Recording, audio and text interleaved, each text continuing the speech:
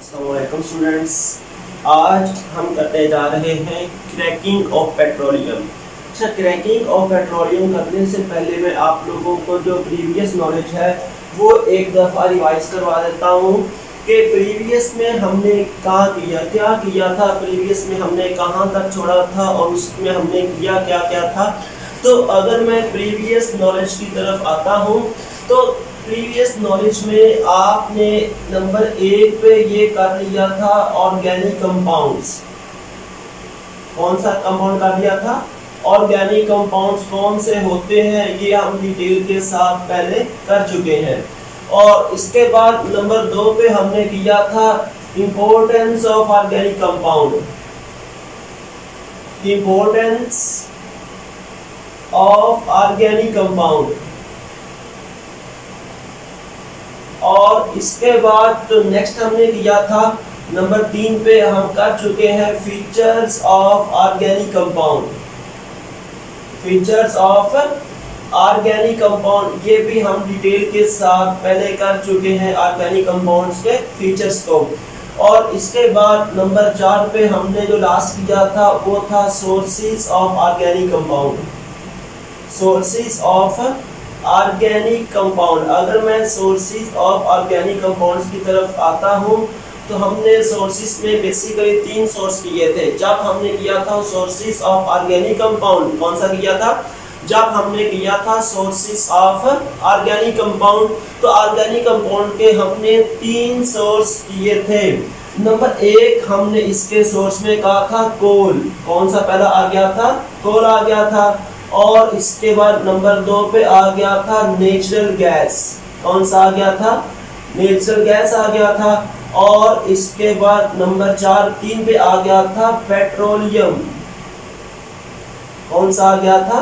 Petroleum आ गया था। तो जो हमने last time sources of organic compound किए थे वहाँ पे हमने ये कहा था कि ऑर्गेनिक कंपाउंड के हमारे पास जो सोर्स है वो कितने हो सकते हैं? ऑर्गेनिक कंपाउंड के हमारे पास जो सोर्स है वो 3 हो सकते हैं। नंबर 1 पे वो आ जाएगा कोल है, उसके बाद नंबर 2 पे आ जाएगा गैसेस और उसके बाद नंबर 3 पे आ जाएगा पेट्रोलियम। अगर हम इन तीनों की फॉर्मेशन करने के बाद हम इसकी फॉर्मेशन की थी, हमने ये कहा था कि 500 मिलियन ईयर्स अगो जो प्लांट थे या एनिमल थे जो ज़मीन के नीचे चले गए थे, अंडरस्ट नीचे वो दफन हो गए थे, उनकी डिकम्पोजिशन हुई थी, हवा ज़्यादा नहीं थी, टेम्परेचर ज़्यादा था, प्रेशर ज़्यादा था, बायोलॉजिकल रिएक्शन यहाँ भी हुआ और वो डिकम्पोज हो गए।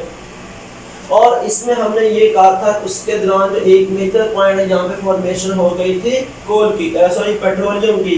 अगर मैं पेट्रोलियम की तरफ ही आता हूँ तो हमने ये कहा था कि पेट्रोलियम की हम करते हैं फ्रैक्शनल डिस्टिलेशन। क्या इसकी करते हैं? Fractional distillation. अब इसकी फ्रैक्शनल डिस्टिलेशन क्यों करते हैं? क्योंकि हमने ये कहा था कि जो क्रूड ऑयल होता है, हमें जो पेट्रोलियम हासिल होता है वो हासिल होता है in the form of crude oil. फिर क्रूड ऑयल की एक्चुअल में करते हैं फ्रैक्शनल डिस्टिलेशन। कैसे करते हैं? Fractional distillation. अब जब क्रूड ऑयल की फ्रैक्शनल डिस्टिलेशन करेंगे तो हमारे पास वेरियस कंपाउंड्स आएंगे। क्या होगा कि हमारे पास डिफरेंट तरह के कंपाउंड्स आएंगे। उनमें कौन सा आ सकता है? पेट्रोलियम ईथर आ सकता है, पेट्रोलियम गैस आ सकता है, केरोसिन आ सकती है, उसके बाद जेट ऑयल आ सकता है, गैसोलीन आ सकता है, डीजल ऑयल आ सकता है, फ्यूल ऑयल आ सकता है। तो ये आपकी बुक के ऊपर एक टेबल बना हुआ है और उसके साथ ये बताया हुआ है कि इसके अंदर इतनी कार्बन हो सकती है, इसका बॉइलिंग पॉइंट ये वाला होगा। तो अब हम करते क्या है कि क्रूड ऑयल की फ्रैक्शनल डिस्टिलेशन करने के बाद वो जो आपने टेबल पढ़ा था उस टेबल के अंदर जितनी भी फ्रैक्शंस है वो हमारे पास आ जाएंगी। अब यहाँ पे होता क्या है कि फ्रैक्शनल डिस्टिलेशन के बाद जब क्रूड ऑयल की हम कर लेते हैं तो हमारे पास यहाँ पे एक कंपाउंड आता है गैसोलीन। क्या आता है? गैसोलीन आता है। क्या आ जाएगा? यहाँ पे गैसोलीन आ जाएगा। और एक्चुअल में हमने ये जो आज टॉपिक करना है वो हमने गैसोलीन के रिलेटेड करना है। जो लिख लिया है क्रैकिंग ऑफ पेट्रोलियम, तो ये गैसोलीन के लिए हमने ये काम करना है। पहले मैं लिख लेता हूँ कि क्रैकिंग क्या होती है। मैंने आपको ये बताया था कि ये इसको हम क्रैकिंग को क्यों करते हैं, क्रैकिंग एक्चुअल में है क्या, हम उसकी तरफ आ जाते हैं। क्रैकिंग में हमने ये करना है कि हमारे पास जो गैसोलीन है, क्या चीज है, जो गैसोलीन है, ये हासिल होगी ओनली 20%। कितनी हासिल होती है, जस्ट 20%। यानी कि जब क्रूड ऑयल की हम करेंगे फ्रैक्शनल डिस्टिलेशन तो क्या होता है, हमारे पास गैसोलीन आता है, और जो गैसोलीन है कितना आ जाएगा, जस्ट 20%। और उसके बाद अगर हम इसकी कंजप्शन को देखें तो इसकी कंजप्शन में इसकी जो डिमांड है वो हाई डिमांड है। क्या इसकी हाई डिमांड है। पहले नंबर पे मैंने ये लिख दिया कि इसके जो गैसोलीन आता है जस्ट 20%, और उसके बाद अगर इसकी कंजप्शन की बात करेंगे तो इसकी डिमांड सबसे ज़्यादा है, और इसकी डिमांड इतनी ज़्यादा है कि ये जो 20% हमारे पास आ रहा है फ्रैक्शनल डिस्टिलेशन के थ्रू, ये क्या काम करेगा, डिमांड को फुलफिल नहीं कर सकता। क्या नहीं कर सकता कि ये जो फ्रैक्शनल डिस्टिलेशन के बाद हमारे पास गैसोलीन आ रहा है, ये जो 20% गैसोलीन है उस डिमांड को फुलफिल नहीं कर सकता। फिर हम क्या करते हैं कि अगर हम हमारे पास आ जाएंगे, जब हमने किया था फ्रैक्शनल डिस्टिलेशन का युवा में किया था, केरोसिन आ जाएगा, जेटल आ जाएगा, जिसके अंदर कार्बन की तादाद ज़्यादा होती है, हम उनको नाम दे देंगे हाई हाइड्रोकार्बन्स का। हम इसको कह देंगे ये जो हमारे पास आ जाएंगे हाई हाइड्रोकार्बन्स। क्या आ जाएंगे, हाई हाइड्रोकार्बन्स आ जाएंगे। अब जो हाई हाइड्रोकार्बन्स हमारे पास आए हैं, जिनका जो मेल्टिंग पॉइंट, जिनका जो बॉइलिंग पॉइंट है, क्या है, जिनका बॉइलिंग पॉइंट हाई है, हमने क्या काम करना होता है, इसको हीट करना होता है। क्या काम करना होता है, इसको यूजली हीट करना है।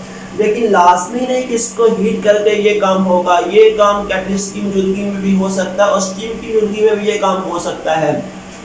तो हमने क्या काम करना है, हाई हाइड्रोकार्बन जिसका जो बॉइलिंग पॉइंट है वो क्या है, हाई है, बीपी यहाँ पे लिखेंगे, इसका जो बॉइलिंग पॉइंट है वो क्या चीज है, हाई है। अब हाई बॉइलिंग पॉइंट को हम इसमें कन्वर्ट करेंगे गैसोलीन के अंदर, इसके अंदर गैसोलीन के अंदर। तो ऐसा तरीके, आप गैसोलीन का क्या होता है, अगर इसके बॉइलिंग पॉइंट की बात करते हैं, इसका जो बॉइलिंग पॉइंट होता है वो क्या होगा, लो होगा। इसका बॉइलिंग पॉइंट क्या होगा, लो होगा। तो ऐसा तरीकेकार इसमें हम हाई हाइड्रोकार्बन जिसका बॉइलिंग पॉइंट ज्यादा होगा, हम उसको कन्वर्ट करेंगे लो बॉइलिंग में। किसमें, लो बॉइलिंग में। यूजली वो क्या होगा, गैसोलीन होगा। और इस तरीकेकार को हम क्या नाम दे देंगे, क्रैकिंग का। ये क्या कहलाएगा, क्रैकिंग कहलाएगा। अब हमने क्रैकिंग किस तरह से करा, क्रैकिंग की पहले हम इम्पोर्टेंस की बात करते हैं।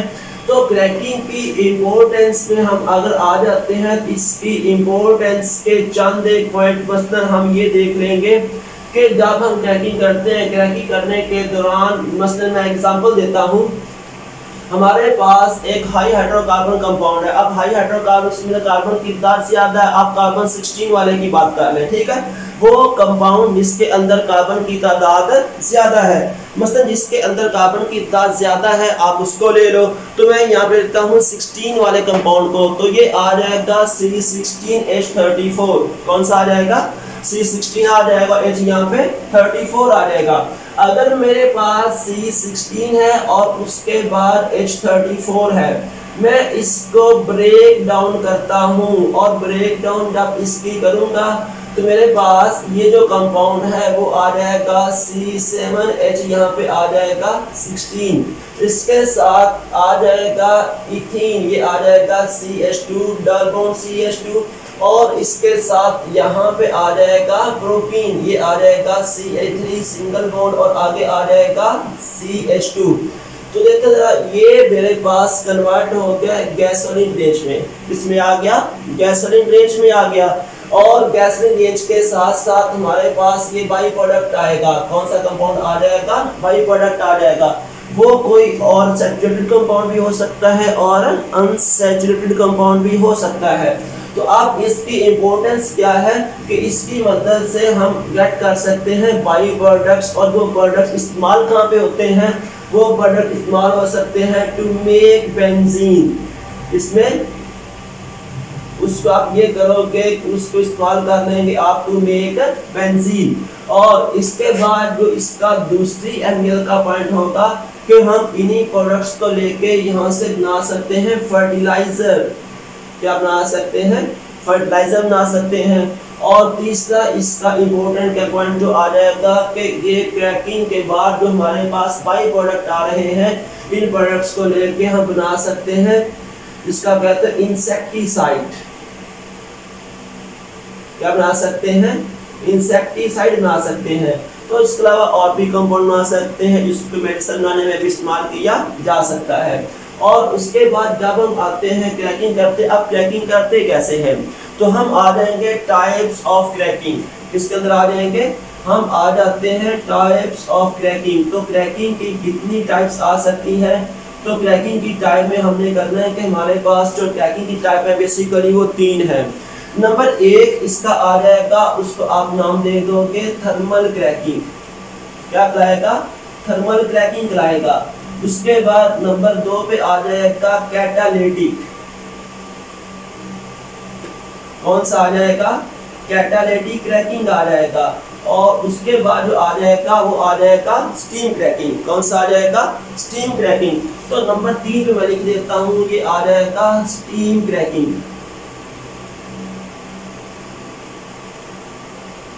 जिस तरह के नाम से जाहिर है कि जब हमने क्रैकिंग करनी है तो इसके लिए नंबर 1 हमारे पास आ जाएगा, वो आ जाएगा थर्मल क्रैकिंग। अब थर्मल क्रैकिंग में क्या होता है? इस क्रैकिंग में हमने यूज करना होता है हाई टेम्परेचर। क्या इस्तेमाल करना है? थर्मल क्रैकिंग में जो टेम्परेचर होगा वो क्या होगा? हाई होगा। अब हाई टेम्परेचर देने के बाद जो हाई हाइड्रोकार्बन्स है, क्या है? जो हाई हाइड्रोकार्बन्स है। कौन सा हाइड्रोकार्बन? जिनका जो बॉइलिंग पॉइंट है बीपी, जिनका क्या है वो हाई है, जिनका बॉइलिंग पॉइंट ज्यादा होगा हम उसको नाम दे देंगे, वो क्या हमारे पास होंगे? हाई हाइड्रोकार्बन्स होंगे। मतलब जिनका मेल्टिंग और बॉइलिंग पॉइंट ज्यादा होगा। आमतौर पे वो कौन सा हो सकता है? उसकी फ्रैक्शंस में आमतौर पे हो सकता है। इस तरह हम गैसोलीन को बनाने के लिए केरोसिन ऑयल को इस्तेमाल कर सकते हैं। तो हाई टेम्परेचर कितना हो सकता है? यहाँ पे जो टेम्परेचर हो सकता है वो हो सकता है 700 डिग्री सेल्सियस। कितना टेम्परेचर हो सकता है? 700 डिग्री सेल्सियस। तो ऐसा तरीकेकार जिसमें हमने टेम्परेचर ज़्यादा देना है। कितना टेम्परेचर देना है? 700 डिग्री सेल्सियस। कितना टेम्परेचर होगा? 700 डिग्री सेल्सियस टेम्परेचर होगा। और इसमें हमने क्या काम करना है? हाइड्रोकार्बन जिनका जो बॉइलिंग पॉइंट है वो क्या है? हाई है। हम इसको कन्वर्ट कर लेंगे इनटू गैसोलीन। यहाँ पे कन्वर्ट कर लेंगे इनटू गैसोलीन। तो ऐसा तरीकेकार रहेगा थर्मल क्रैकिंग। क्या रहेगा? थर्मल क्रैकिंग रहेगा। लेकिन इसके दौरान हमारे पास बनेगा क्या? क्या होगा कि अगर हम थर्मल क्रैकिंग कर रहे हैं तो थर्मल क्रैकिंग करने के दौरान हमारे पास बनेगा क्या? गैसोलीन बनेगा। और उसके साथ हम कह रहे हैं कि बाई प्रोडक्ट बन रहे हैं। क्या बन रहा है? बाई प्रोडक्ट बन रहे हैं। और ये बाई प्रोडक्ट कौन से हो सकते हैं? ये हो सकते हैं अनसैचुरेटेड। कौन से हो सकते हैं? अनसैचुरेटेड हो सकते हैं। ये जो मैंने बोला है कि हमारे पास आ जाएंगे बाई प्रोडक्ट्स, तो वो बाई प्रोडक्ट कौन से होंगे? वो बाई प्रोडक्ट आ जाएंगे अनसैचुरेटेड कंपाउंड्स। कौन से आ जाएंगे? अनसैचुरेटेड कंपाउंड आ जाएंगे। तो अभी मैंने कितना बताया थर्मल क्रैकिंग का? इसमें मैंने बता दिया कि हाई टेम्परेचर देंगे, इतना टेम्परेचर देंगे 700 डिग्री सेल्सियस, तो हाई हाइड्रोकार्बन इसमें कन्वर्ट हो जाएंगे गैसोलीन में। और उसके साथ जो बाई प्रोडक्ट बनेगा उसके साथ हम ये कह देंगे, इसके में हम प्लस लगा लेते हैं। हम ये कर देते हैं कि इसके दौरान हमारे पास जो बाई प्रोडक्ट बनेंगे वो कौन से होंगे? अनसैचुरेटेड हाइड्रोकार्बन आ जाएंगे। इसके बाद आ जाएगा कैटालिटिक क्रैकिंग। अब कैटालिटिक क्रैकिंग क्या होता है? कैटालिटिक इस तरह से नाम से जाहिर है कि यहाँ पे होगा कैटालिस्ट। क्या यहाँ पे आ जाएगा? कैटालिस्ट आ जाएगा। अब थर्मल पे क्या होता है? अगर हम थर्मल क्रैकिंग करेंगे तो यहाँ पे हमें हाई टेम्परेचर चाहिए होगा, यहाँ पे हमें फ्यूल ज़्यादा इस्तेमाल करना पड़ेगा। तो फिर हम इस्तेमाल कर लेंगे कैटालिटिक क्रैकिंग को, क्योंकि यहाँ पे जो कैटलिस्ट है उसको इस्तेमाल करने के बाद हम टेम्परेचर कम करके भी गैसोलीन को ऑब्टेन कर सकते हैं हाई हाइड्रोकार्बन से। तो यहाँ पे ये होता है कि हमने यहाँ पे दो टेम्परेचर हमने यहाँ पे इस्तेमाल करना है। नंबर 1 आ जाएगा सिलिकॉन ऑक्साइड। क्या इस्तेमाल आएगा? SiO2। और उसके बाद दूसरा हम इस्तेमाल कर लेंगे एलुमिना। कौन सा इस्तेमाल कर लेंगे? एलुमिना। ये जो दो हमारे पास आ जाएंगे कैटलिस्ट, ये दो क्या आ जाएंगे? कैटलिस्ट आ जाएंगे। तो ऐसा तरीकेकार जिसमें हमारे पास आ जाएंगे दो कैटलिस्ट। नंबर एक आ जाएगा सिलिकॉन ऑक्साइड और उसका कौन सा आ जाएगा? एलुमिना आ जाएगा। तो इन दोनों को इस्तेमाल करके वही आ जाएगा कि हमने हाई हाइड्रोकार्बन्स को कन्वर्ट करना है। क्या काम करना है? हमने हाई हाइड्रोकार्बन्स को कन्वर्ट करना है इनटू लो हाइड्रोकार्बन्स। कहाँ पे? इनटू, हम ये करते हैं कि गैसोलीन में हम इसको कन्वर्ट करना है। तो हम इस तरीके कार्बन का नाम दे देंगे कैटालिटिक क्रैकिंग का। ये क्या कहलाएगा? कैटालिटिक क्रैकिंग कहलाएगा। ऐसा तरीके का इसमें हम SiO2 और एलुमिना ये दो कैटलिस्ट को इस्तेमाल करते हुए हाई हाइड्रोकार्बन्स को कन्वर्ट कर देंगे गैसोलीन में। तो ये क्या कराएगा? कैटालिटिक क्रैकिंग कराएगा। अब कैटालिटिक क्रैकिंग क्या, इसकी इंपॉर्टेंस क्या है कि इसके दौरान जो हमारे पास गैसोलीन आ रहा है, ये गैसोलीन होता है हाई ऑक्टेन। ये क्या आ जाएगा? गैसोलीन जो है ये होगा हाई ऑक्टेन। अब ऑक्टेन क्या होता है ये हम आगे डिटेल के साथ करेंगे कि ऑक्टेन क्या होता है, हाई ऑक्टेन क्या होता है, ये अभी हम डिटेल के साथ आगे करेंगे। और उसके बाद हम ये कर सकते हैं कि कैटालिटिक क्रैकिंग का फ़ायदा ये होता है कि यहाँ पे जो हाई ऑक्टेन हमारे पास गैसोलीन आ रही है सबसे अच्छी क्वालिटी का गैसोलीन है। क्या होता है? ये सबसे आला क्वालिटी का होता है हमारे पास गैसोलीन। और उसके बाद यहाँ पे करना क्या होता है? नेक्स्ट आ जाएगा, वो आ जाएगा स्टीम क्रैकिंग। और स्टीम क्रैकिंग क्या होता है कि हमारे पास होते हैं हाई हाइड्रोकार्बन्स। क्या हमारे पास आ जाएंगे? हाई हाइड्रोकार्बन्स आ जाएंगे। और ये किस फॉर्म में होंगे? वेपर की फॉर्म में। किस फॉर्म में होंगे? वेपर की फॉर्म में। हम इसको मिक्स कर देंगे स्टीम के साथ।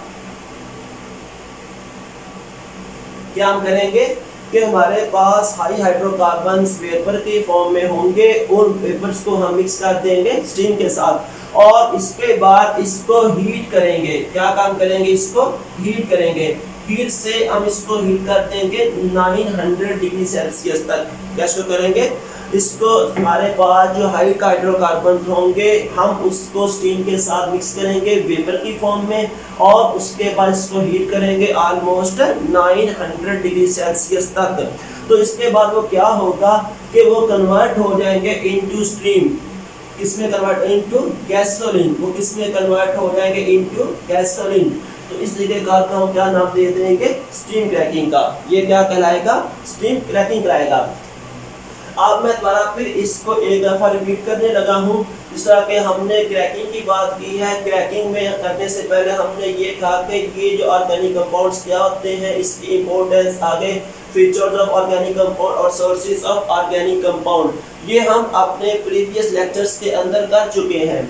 अगर हम सोर्सेज की जानब आते हैं तो मैं सोर्सेज में पहले आप लोगों को ये करवा चुका हूँ कि फ्रैक्शनल डिस्टिलेशन हमारे पास आता है क्रूड ऑयल।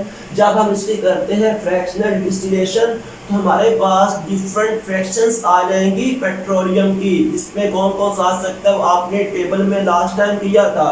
और इसी के अंदर हमारे पास एक कंपाउंड आता है गैसोलीन, जिसके अंदर ज़्यादा से ज़्यादा कार्बन 6 से 8 तक हो सकती हैं।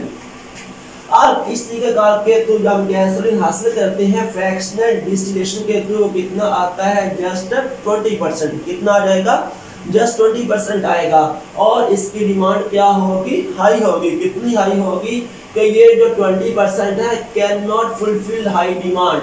क्या ये काम करेगा? Can not fulfil. क्या फुलफिल नहीं कर सकेगा? इस चीज को जो मैंने यहाँ लिख दिया है, हाई डिमांड को फुलफिल नहीं कर सकेगा। मतलब हमें गैसोलीन और चाहिए होगा, तो फिर हम क्या करेंगे कि हाई हाइड्रोकार्बन इसके बॉइलिंग पॉइंट ज़्यादा होंगे, इसको हीट करने के बाद लो बॉइलिंग पॉइंट या गैसोलीन में कन्वर्ट करेंगे। तो ये तरीकेकार क्या कहलाएगा? ये तरीकेकार कहलाएगा क्रैकिंग। क्या कहलाएगा? ये तरीकेकार क्रैकिंग कहलाएगा।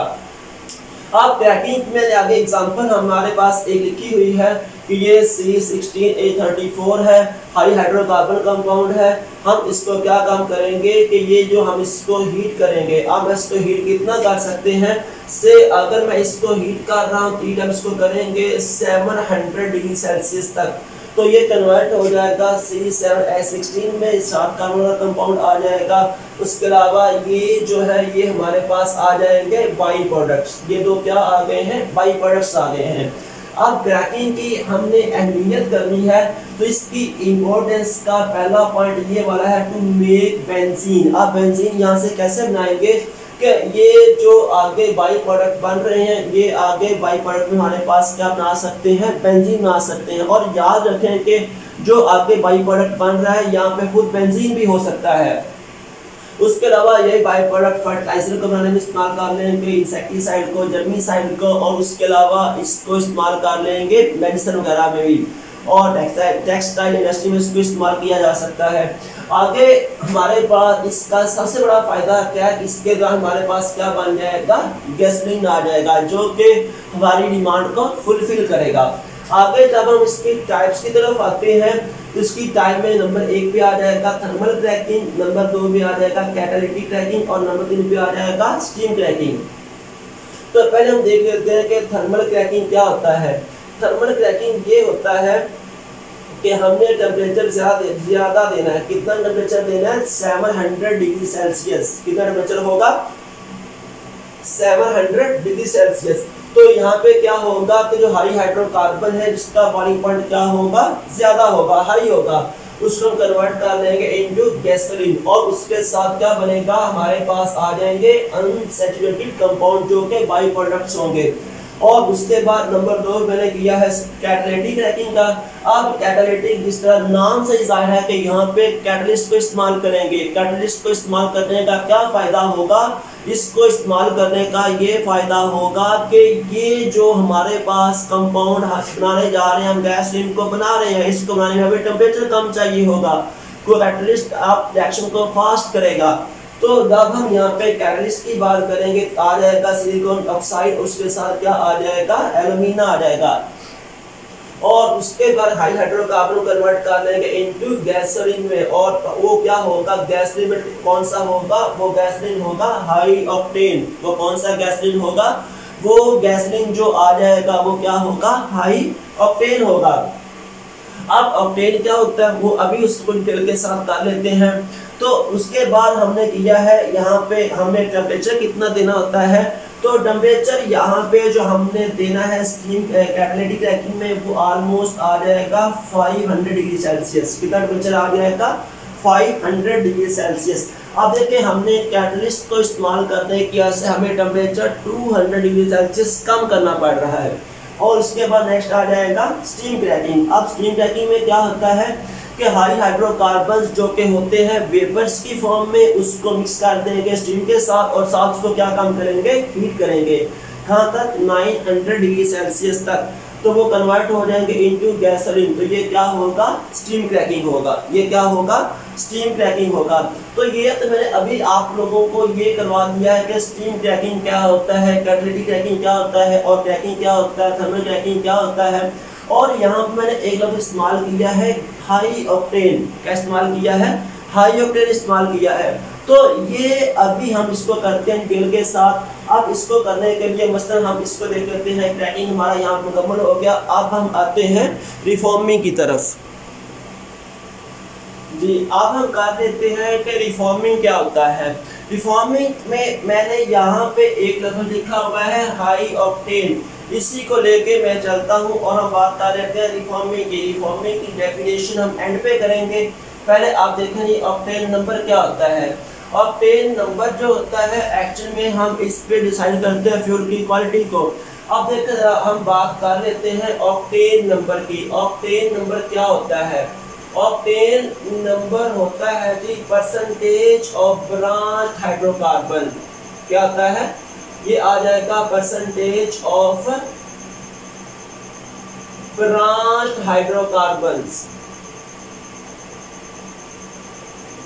किसकी परसेंटेज होती है, ये जो होती है परसेंटेज ऑफ ब्रांच हाइड्रोकार्बन। तो अगर हम परसेंटेज और ब्रांच हाइड्रोकार्बन तरफ क्यों जा रहे हैं, तो यहाँ पे इसमें हमने ये देखा हुआ है कि हमारे पास जो होते हैं, हमारे पास दो तरह के आ सकते हैं कंपाउंड। जब हम कंपाउंड्स की बात करते हैं तो कंपाउंड्स हमारे पास दो तरह के आ सकते हैं। नंबर 3 एक आ सकता है एन कंपाउंड। कौन सा आ सकता है? एन कंपाउंड आ सकता है। और उसके बाद दूसरा जो आ जाएगा वो आ सकता है ब्रांच्ड कंपाउंड। कौन सा आ जाएगा? हमारे पास एक आ जाएगा एन। एन मीन जो स्मॉल एन मैं यहाँ पे लगाऊंगा नॉर्मल, मतलब क्या होगा कि तमाम की तमाम कार्बन एक लंबी चेन में है, यहाँ पे कोई भी कार्बन ब्रांच की फॉर्म में मौजूद नहीं है। और ये पहले मैं आप लोगों को कॉन्सेप्ट दे चुका हूँ कि ब्रांच क्या होता है और ओपन चेन क्या होता है, साइक्लिंग क्या होता है, वो सारा पहले आप लोगों को कॉन्सेप्ट में दे चुका हूँ। अब यहाँ पे हमने किया है कि जब हमारे ये ऑक्टेन नंबर का, अभी आप ये कॉन्सेप्ट साइड पे रखें, आप इसको देखें कि कंपाउंड दो तरह के आ सकते हैं। नंबर 1 आ जाएगा नॉर्मल कंपाउंड और नंबर 2 आ जाएगा ब्रांच कंपाउंड। अब होता क्या है कि जो नॉर्मल कंपाउंड होते हैं, आपने जब गैसोलीन की बात करनी है, से मैं गैसोलीन की बात कर रहा हूँ, तो ये जो मेरे पास गैसोलीन आ रहा है ये नॉर्मल भी हो सकता है, आगे ब्रांच में भी हो सकता है। तो फिर होता क्या है कि जब हम इसकी कंबस्टन करेंगे इनटू कंबस्टन इंजन, क्या काम करेंगे? अगर हम इसकी कंबस्टन करेंगे, इन दोनों की कंबस्टन कर लेते हैं, तो इसकी कंबस्टन करने के हम कह देंगे कि नॉट स्मूथ। क्या होता है? इसकी कंबस्टन स्मूथ नहीं होती। बात समझ आ गई ना कि अगर ये जो होता है इसकी कंबस्टन स्मूथ नहीं होती, क्योंकि स्मूथ यहाँ पे साइज बढ़ जाता है चेन का। और अब हमने क्या काम करना होता है, अगर इसकी कंबस्टन स्मूथ नहीं होती तो ये प्रोड्यूस करती है साउंड। ये क्या प्रोड्यूस करती है? ये प्रोड्यूस करेगी साउंड। और उस साउंड को प्रोड्यूस करने का हम नाम दे देंगे नॉकिंग। क्या उसको नाम दे देंगे? नॉकिंग का। बात समझ आ गई कि हमने ये कहा है कि अगर नॉर्मल कंपाउंड है, उसके अंदर ब्रांच नहीं है, तो हम उसकी जब कंबस्टन करेंगे उसकी कंबस्टन स्मूथ नहीं होती, वो क्या प्रोड्यूस करेगी? साउंड प्रोड्यूस करेगी। उस साउंड को हम क्या नाम दे देंगे? नॉकिंग का। तो नॉकिंग वो साउंड होगी जब हम उस आयल को फ्यूज उस आयल की कंबस्टन करेंगे जिनकी क्वालिटी अच्छी नहीं होती। तो मैं सर के ये कह चुका हूँ कि इसकी कंबस्टन स्मूथ नहीं है। इट मींस कि अगर तमाम के तमाम कार्बन एक लंबी चेन में है तो वो लो क्वालिटी फ्यूल है, उसका ऑक्टेन नंबर क्या होगा? कम होगा। इस तरह से हम देखते हैं क्या परसेंटेज जो ब्रांच, यहाँ पे कोई ब्रांच है ही नहीं, तो फिर ये क्या होगा? लो ऑक्टेन होगा। अगर जितनी ब्रांचेस ज्यादा होती जाएगी उतना वो क्या होता जाएगा? हाई ऑक्टेन होता जाएगा। तो अगर हम ब्रांच की बात करते हैं तो ये ब्रांच की क्या होता है? इसकी कंबस्टन स्मूथ होती है। इसकी क्या होगा? कंबस्टन। इसकी जो कंबस्टन है वो क्या होगा? स्मूथ होती है। तो फिर हम क्या करते हैं कि ऐसा तरीकेकार लगा के जिसपे हमारे पास होते हैं एन कंपाउंड, हम उसको कन्वर्ट कर लेते हैं, एन कंपाउंड को कन्वर्ट कर लेंगे ब्रांच में। क्यों कन्वर्ट करेंगे?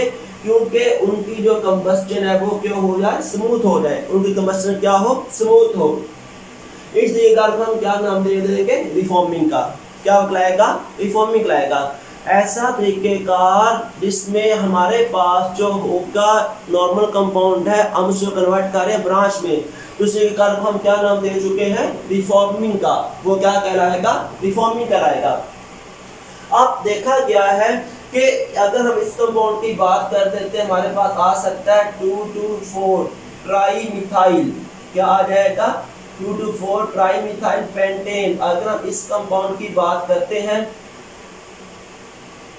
तो इसकी जो कंबस्टन वो क्या होती है? स्मूथ होती है। क्या होगा कि ये मेरे पास जो कंपाउंड है 2,2,4 ट्राई मिथाइल पेंटेन, इसकी जो कंबस्टन वो क्या होती है? स्मूथ होती है। तो फिर ये जो कंपाउंड है उसको कंपाउंड्स में कन्वर्ट करेंगे तो ये तरीका क्या कहलाएगा? रिफॉर्मिंग कहलाएगा। अगर हम इसको डिफाइन करें तो हम कहेंगे ऐसा तरीकेकार जिसमें हम ऑक्टेन नंबर को इम्प्रूव करेंगे। अगर ऑक्टेन नंबर को इम्प्रूव करने की बात करेंगे तो हम वहाँ पे उसको और नॉर्मल को कन्वर्ट कर रहे हैं ब्रांच में। क्या काम कर रहे हैं? हम नॉर्मल को कन्वर्ट कर रहे हैं ब्रांच के अंदर। तो ये काम हीट करके भी किया जा सकता है और यही काम कैटलिस्ट इस्तेमाल करके भी किया जा सकता है। तो हमने क्या काम करना है से, अगर मैं यहाँ पे इस कंपाउंड की बात करता हूँ, ये मेरे पास एक कंपाउंड है, इस कंपाउंड का नाम है जी, ये आ जाएगा CH3, आगे आ जाएगा CH2, ये आ जाएगा 6 टाइम, और आगे फिर आ जाएगा CH3। हमने क्या काम करना है कि अगर हम इसको हीट करेंगे या इसको कंडीशन दे देंगे तो ये जो है वो कन्वर्ट हो जाएगा 2,2,4 ट्राइमिथाइल पेंटेन में। मसलन ये जो कंपाउंड है ये कन्वर्ट हो जाएगा, ये इधर आ जाएगा CH3, यहाँ पे भी आ जाएगा CH3, आगे यहाँ पे, उसके बाद आ जाएगा CH2, आगे आ जाएगा CH3, यहाँ पे H आ जाएगा, और ये आगे आ जाएगा CH3। तो हमने क्या काम करना है, इसको हीट करके इस कंपाउंड में कन्वर्ट कर लेंगे, तो ये क्या लाएगा, क्रैकिंग लाएगा। आमतौर पे आप क्रैकिंग करते किस तरह से है, तो क्रैकिंग करने के लिए हम चांदे से इस्तेमाल कर सकते हैं, मसलन इस्तेमाल कर सकते हैं टेट्रा इथाइल लेड। जब हमने ये काम करना है तो ये काम करने का इस्तेमाल कर सकते हैं टेट्रा इथाइल लेड। क्या इस्तेमाल कर सकते हैं, टेट्रा इथाइल लेड को इस्तेमाल कर सकते हैं। और ये एक एफिशिएंट एंटी नॉकिंग एजेंट भी होता है। नॉकिंग क्या होता है, नुकसान प्रोड्यूस करता है। तो ये क्या होता है कि इसको ऐड कर देते हैं फ्यूल के अंदर, तो ये एफिशिएंट एंटी नॉकिंग एजेंट होता है। लेकिन इसका नुकसान क्या होता है टेट्रा इथाइल लेड का, कि अब इसमें देखिए जरा ये इस्तेमाल लेड हो रहा है। अब लेड क्या काम करेगा, हवा में आके एयर पोल्यूशन काज कर देगा। क्या काम करेगा, एयर पोल्यूशन काज कर देगा, और उन लोगों को ये ज़्यादा इफेक्ट करेगा जिन लोगों में पहले ही सांस की बीमारियां हैं। अच्छा स्टूडेंट, जो आज हमने किया है, हमने पहले क्रैकिंग के बारे में किया, उसके बाद हमने रिफॉर्मिंग के बारे में किया, क्रैकिंग क्यों करते हैं, रिफॉर्मिंग क्यों करते हैं, और इसकी हमने अहमियत के बारे में किया है। तो नेक्स्ट टाइम जो हमारा काम होगा उसमें हमने अपना नेक्स्ट लेक्चर लेके चलना है, जो मैं थोड़ा सा पहले आप लोगों को टच करवाया हुआ है। Types of organic compound, branched हैं, साइक्लिक हैं, ओपन चेन हैं, क्लोज हैं, वो क्या क्या हो सकते हैं, हमारा इंशाल्लाह नेक्स्ट लेक्चर वो होगा इंशाल्लाह नेक्स्ट टाइम।